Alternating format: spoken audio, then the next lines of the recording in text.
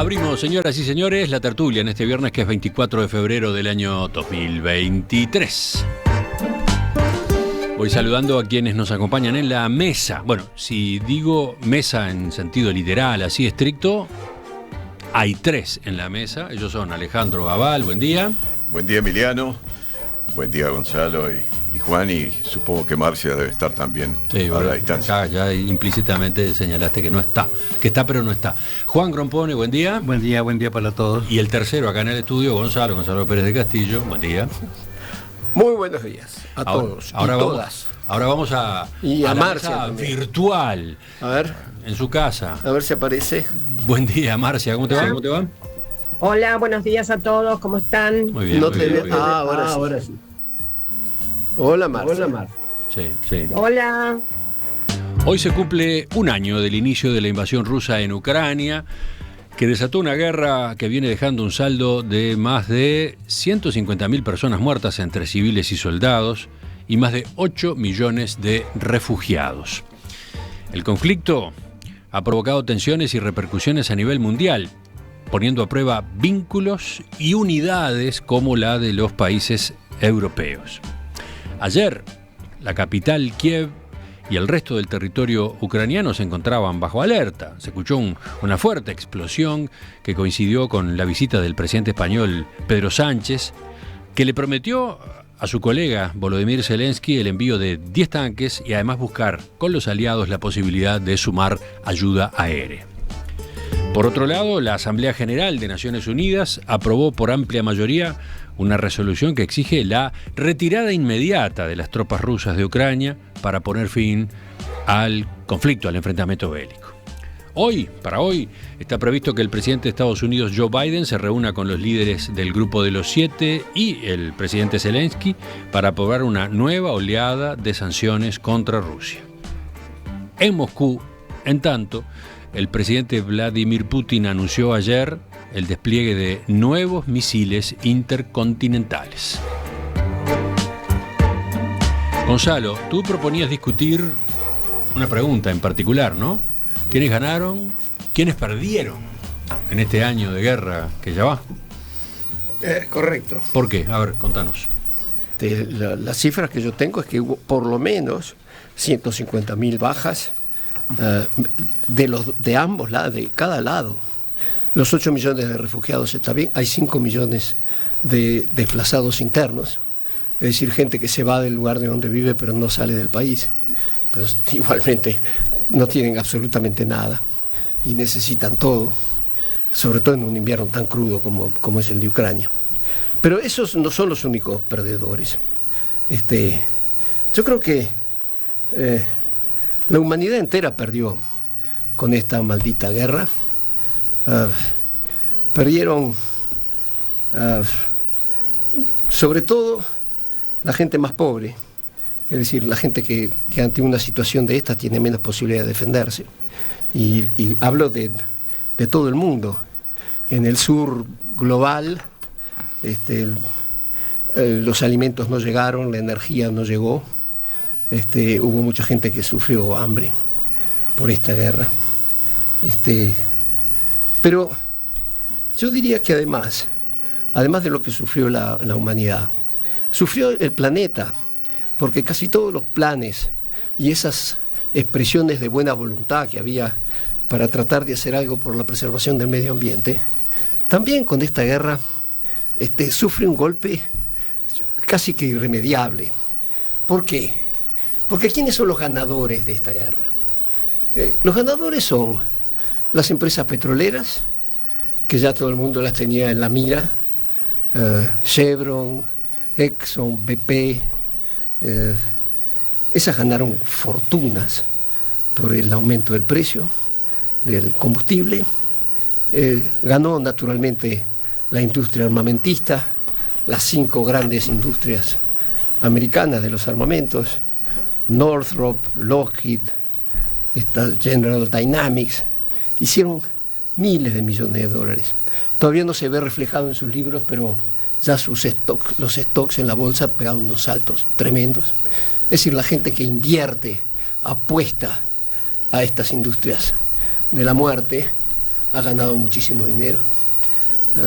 Y esos son los ganadores, y también el fracking, la extracción de gas por medio de esta técnica de fracking, que había sido también condenada por todos los ambientalistas, ha retomado vigor, y ahora es Estados Unidos el que le vende gas a Europa y no Rusia. Eso para empezar. Seguimos con otras respuestas a la pregunta: ¿quién ganó? ¿Quién perdió? Va con Juan primero y después Marcia. A ver. Bien. Bueno, yo creo que los ganadores y los perdedores en una guerra son hoy siempre los mismos, ¿no? La guerra es un negocio de los fabricantes de armas, es decir, eso es un problema bien claro. Los fabricantes de armas son quienes controlan los gobiernos, como reveló Eisenhower hacia 1960. Es decir, el presidente de Estados Unidos, al retirarse de su segundo mandato, general en jefe de las tropas que desembarcaron en Normandía, es decir, que no era sabía lo que decía. Decía: no puedo controlar al complejo industrial militar de los Estados Unidos, ellos mandan en Estados Unidos. Y no cabe la menor duda que en Rusia pasa lo mismo, ¿no? Entonces la guerra continúa y va a continuar mientras haya compradores de armas. Las guerras continúan. Cada guerra va a continuar mientras haya compradores de armas, y va a terminar cuando no haya más dinero, es decir, cuando deje de ser negocio, es decir, cuando de alguna manera los países dijen: bueno, hasta aquí llegamos, no podemos seguir tirando plata por allí. Entonces ocurre otra cosa peor o una cosa también muy moderna, que es que hay un segundo negocio detrás de la guerra, que es los ganadores se dedican a hacer la reconstrucción de todo lo que se rompió. Es decir, que primero vendemos armas para romper, y luego vendemos la reconstrucción de lo roto, que es lo que va a suceder. Es decir, es lo que sucedió. El gran descubrimiento de la Segunda Guerra Mundial fue que después de haber roto Europa, la tenemos que reconstruir. Europa y Japón tenemos que reconstruirla. Sí, hubo otro caso muy fuerte en ese sentido, que fue el de Irak, ¿no? Sí, el de Irak, el de Yugoslavia, en fin, todo es así. De modo que, para mí es claro, los ganadores son los fabricantes de armas, como dijo Gonzalo, digo completamente de acuerdo, y los perdedores son las poblaciones, en todo sentido, y además los soldados muertos, las infraestructuras destruidas. Es decir, esos son los perdedores y esos son los ganadores, pero los únicos ganadores y los que provocan las guerras son los fabricantes de armas. Sí, esa observación es cruda, ¿no? Es brava, porque cuando se habla, por ejemplo, Gonzalo, a ver, corregime, cuando se habla de estas cifras de ayuda a Ucrania, que a cada rato se aprueban, ¿no?, y se vuelven a sumar, una parte importante de esos montones de dólares y de euros son, en realidad, para la industria de armamentos, ¿no? Sin duda. Dice, las cifras que daban... Ayuda a Ucrania, pero para financiar la fabricación de armas o de municiones, ¿no? 6.7 billones de dólares hasta ahora en ayuda militar. Y creo que algo así como 4.6 en ayuda económica. Sí, pero sobre eso también vamos a hablar después. Seguimos. ¿Cuál fue el resultado económico de esto? Ahora sí, Marcia. Bueno, yo creo que sí, que está claro que los vendedores de armas son los que se benefician directamente o son beneficiarios netos, por decir así. Pero también pensemos que hay un mapa geopolítico de tensiones y de ambiciones que evidentemente existe, y justamente es un poco el anzuelo, ¿no?, del que se valen estos vendedores de armas. Y si no existiera ese otro mapa geopolítico, no habría el menor interés en llevar adelante guerras, y por ende no habría compra de armas. Yo, justamente la pregunta que yo me hago pasa por el lado de ese mapa geopolítico, ¿no?, en donde yo encuentro que por un lado está China, casi diría por sí ante sí. Pero también a China la podemos inscribir en un mosaico, en una especie de alianza, ¿no? Rusia, China, India, básicamente. Rusia está bastante sola, dicho sea de paso. Ahora China acaba de sacar los 12 puntos, un poco parodiando los 14 puntos de Wilson de su momento, ¿no? Aunque son bien distintos, en algunas cosas, en otras no. Y bueno, me parece que acá lo que se está reconfigurando son bien sistemas de alianzas, en algunos casos viejos, en otros casos muy novedosos.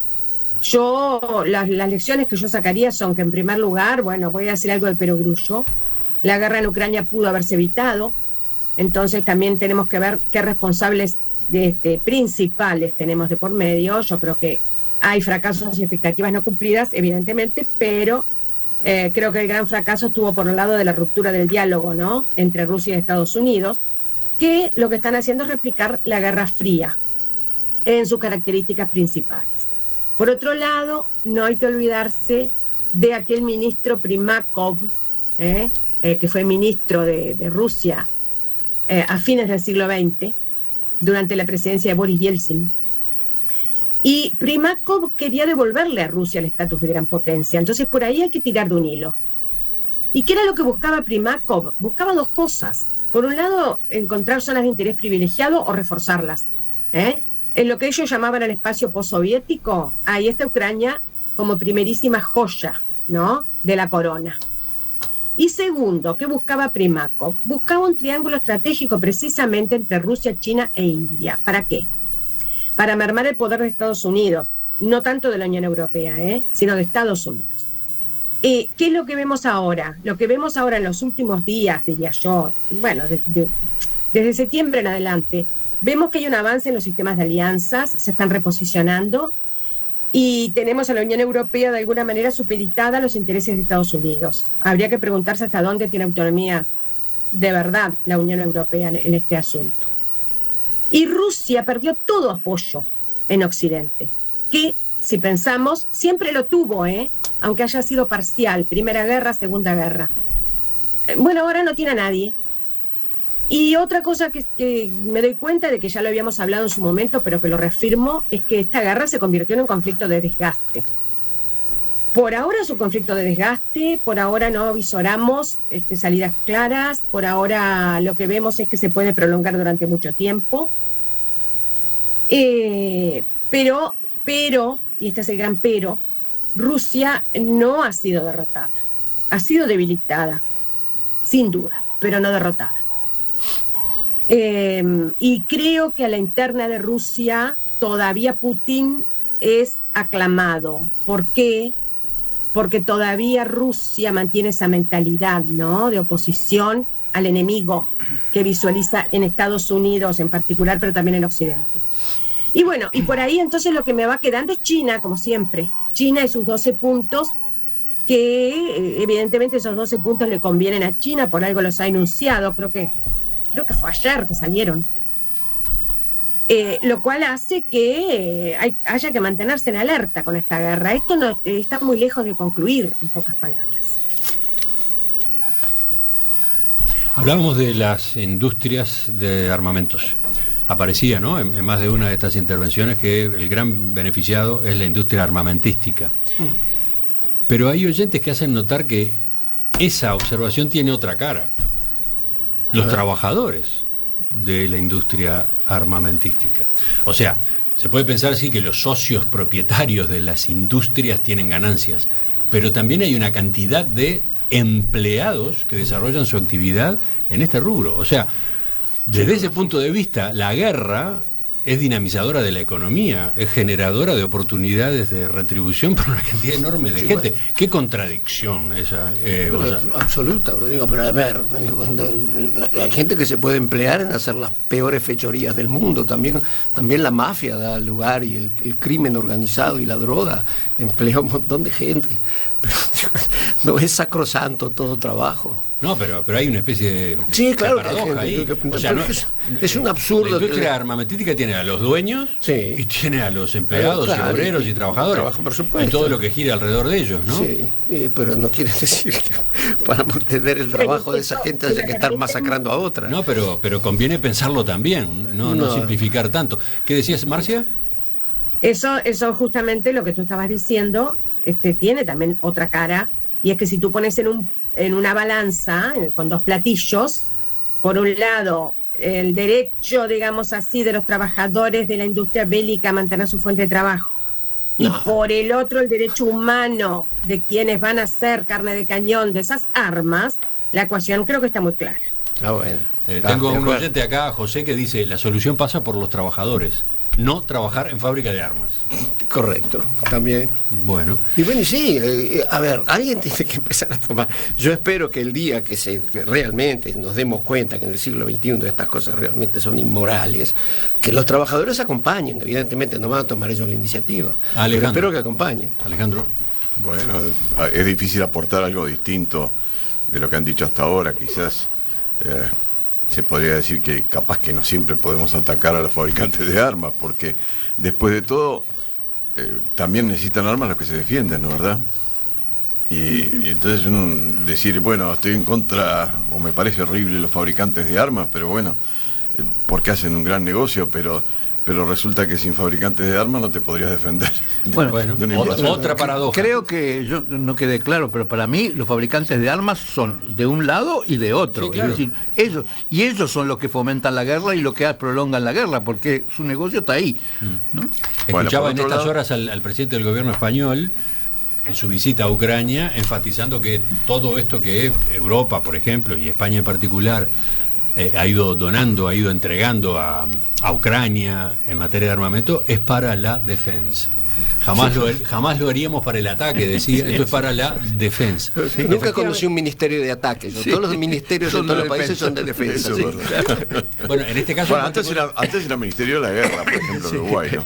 En este caso en particular es así, o sea, no estamos hablando de que con las armas que recibe Ucrania intente conquistar a Rusia, ¿no? Intente dominar Rusia, no es eso, está defendiendo posiciones ante una invasión. Pero bueno, son todos puntos que hay que incorporar al análisis. Algo más que se podría agregar a los beneficiados por la guerra, y no me refiero a ganadores ni perdedores, porque eso suena a quien está ganando o perdiendo en esta guerra, sino los beneficiados, es 3 países, por lo menos es como se anuncia en la prensa, 3 países que han obtenido no solo la provisión energética que necesitaban, sino que la han obtenido más barata, que son la China, la India y Turquía en particular, no sé si habrá alguno más, que a raíz del corte de suministros a Europa por parte de Rusia, o mejor dicho, la prohibición de Europa de que se exporte desde Rusia hacia ella. Y la voladura del Nord Stream, del gasoducto, está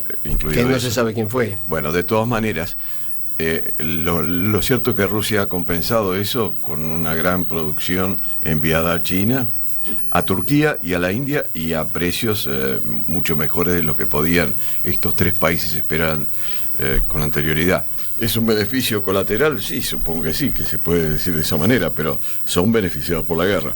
Y por cierto que, según dicen, son enormes fortunas calculadas en dólares lo que está recibiendo Rusia de esos 3 países por la exportación de recursos energéticos. Perdón. Sí, no cabe duda que Rusia no ganó la guerra, es decir, no invadió. También es cierto que las sanciones económicas de Occidente no le dieron beneficio a Occidente. Le habrán dado quizás a Estados Unidos, pero Europa quedó planchada. Hay países que sí se beneficiaron, los que mencionaste tú, Saudi Arabia, que vendió su petróleo a unos precios exorbitantes. Hay una cantidad de gente que tuvo, hay también beneficios y perdedores de esto. Pero lo que también se dañó, y no lo mencioné en mi primera intervención, fue la credibilidad de los organismos internacionales. Es decir, realmente, después de esto, los organismos internacionales quedaron... ¿Qué querés? Con el veto ruso, por eso, o chino incluso, quedó... en el Consejo de las Naciones Unidas es casi imposible que las Naciones Unidas, que es entonces el quedó principal demostrado... referente, tenga alguna utilidad práctica en estas circunstancias. Pero, ¿no? Alejandro, si ante una crisis como esta las Naciones Unidas no pueden actuar, entonces tiene que reconsiderar su existencia. No, lo que porque tendría para que qué existe reconsiderar es el veto, pero va. Por supuesto, o su reestructuración. Yo cambié mi teoría de que el secretario general debería presentar su renuncia por otra nueva. ¿Cuál es? Es mejor. Peor. Es decir, les doy 100 días. Para que a Rusia, a Estados Unidos, a China, a todos los países del Consejo de Seguridad que tienen mando. O ustedes arreglan esto o me voy. es mejor que presentar la renuncia sin dar posibilidades. 100 días. Les 100 jours, diría Napoleón. Sería más significativo, ¿no? Si ustedes 100 días, ¿sabes qué? Si en 100 días esta barbarie, porque no cabe duda por lo que hemos dicho acá y quedaron muchísimas cosas por decir, no la terminamos, entonces yo estoy pintado acá. Entonces yo me voy. Llamen a otro y me voy. Pero darles un tiempo todavía para que la gente, o para la Asamblea General se reúna y diga, mire, ya está, basta con esto, porque por lo que hemos hablado acá todos, no hay ganadores de esto. Hay solo perdedores. El Wagner que mencionaste tanto estos días. El grupo Wagner, el grupo empresa Wagner, de mercenarios que trabaja para el gobierno ruso en Ucrania. Eso sí es que se ha beneficiado. No, hay empresas ganadoras. Y esa es una. Pero la humanidad ha perdido, el todo ha perdido, la supranacionalidad ha perdido, el todo ha perdido. Entonces, ¿puedo poner un matiz? ¿Puedo complejizar también esto otro? ¿Querés mejorar mi oferta? No, porque si pensamos en Naciones Unidas, coincido contigo en cómo ha quedado en jaque a la hora de mostrar o no eficiencia para enfrentar una barbarie como esta, ¿no? Para contener, para frenar, para encauzar un proceso de paz. Las Naciones Unidas no han servido. No ha servido. Pero las Naciones Unidas también son, por ejemplo, el Alto Comisionado para los Refugiados, sí, o la Organización Internacional para las Migraciones, por mencionar dos nada más, sí, que están en el terreno, sí, y están jugando un papel fundamental en el apoyo a la población, en el apoyo a la gente, dentro de Ucrania y fuera de Ucrania, víctima de esta guerra, ¿no? Correcto. Es la otra cara de Naciones Unidas. Por supuesto que lo es, pero sí, toda la gente, si esa gente que está, cuya responsabilidad es mantener la paz, que es la primordial responsabilidad de Naciones Unidas, dice, todos yo y mi equipo nos vamos. Va a llegar un momento también, Emiliano, en que el Alto Comisionado para los Refugiados va a decir, mire señores, vamos a ponernos de acuerdo. Yo mando a mi gente a trabajar ahí con los refugiados y los desplazados. Ahora, ustedes no me sigan produciendo refugiados y desplazados, porque así no llegamos a ningún lado. Y va a llegar un momento que ellos también van a decir, mire, ¿sabe qué? Más vale que arreglemos esto una vez. Porque acá no es que ustedes me sigan produciendo refugiados y desplazados y yo los siga atendiendo, pero es un absurdo. Vamos a ponernos de acuerdo en cómo no se produce más. Así que yo creo que empezás por ahí, después vas bajando y llegamos a donde... Lo que pasa es que uno piensa, permíteme, Emiliano, pero uno piensa que es muy difícil mientras Putin, o Putin, según como lo quieran... Hijo de Putin. Bueno, ¿Sabías que era hijo de Putin también? Sí, bueno, mientras este hombre esté al frente del gobierno de Rusia, parece prácticamente imposible que pueda llegarse a una solución que signifique, contrariar el interés puesto por ese gobierno de Putin en esta guerra. O sea, si no hay un movimiento que descabece a Putin, a mí me parece desde afuera, y sin, por supuesto, estar haciendo un anuncio que exceda lo que yo podría pensar, me parece imposible que pueda darse alguna solución, llamémosle conciliatoria o pacífica. Eso es lo que uno entrevé de las noticias que se va recibiendo, ¿no, verdad? Levanta la mano Juan, levanta la mano Marcia. Bueno, para hacer un elogio a las Naciones Unidas. A ver. Las Naciones Unidas demostraron a lo largo de la Guerra Fría que durante 40 años no pudieron hacer nada contra el complejo industrial militar que hacía una carrera armamentista entre Rusia y Estados Unidos. Demostraron que en Yugoslavia se armó una guerra masacre brutal armada por los fabricantes de armas y no pudieron hacer nada. Es decir, no es ninguna novedad. Es decir, es clarísimo. Si Eisenhower no podía con el complejo industrial militar de Estados Unidos, ¿qué va a poder el secretario general de las Naciones Unidas?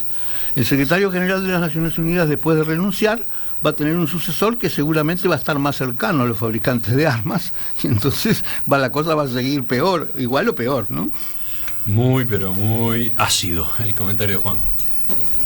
No digo, en algún momento vamos a tener que razonar, ¿no? Digo, en algún momento vamos a tener que decir, no podemos seguir viviendo en el medioevo, donde quien tiene más fuerza y quien tiene más armas impone sus condiciones a los demás porque sí, y cuando se le da la gana, y estamos cada vez más cerca, porque no olvidemos que empezamos con Irak y después está Afganistán y ahora estamos en Ucrania. ¿Cuál es la próxima? porque son cada vez más gordas y más productivas estas guerras. En África. Para los En armadores. África, en Digo, o en América Latina. O en América Suena más Latina. fácil Digo, África. tenemos que empezar los países de la Asamblea General, África, Asia, tienen que decir, ¿y la próxima dónde es? Porque Seguramente mirá no. que los que sufren, como dijimos al principio, son la gente que sufre estas guerras. Esos son los principales.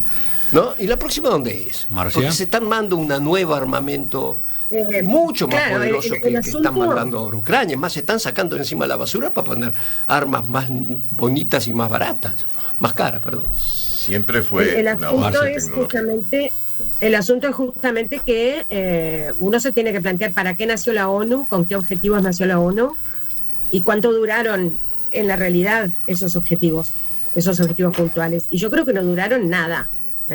Fue una especie de acto de buena voluntad después de un derrumbe monumental como creo que el mundo nunca había conocido ninguno antes.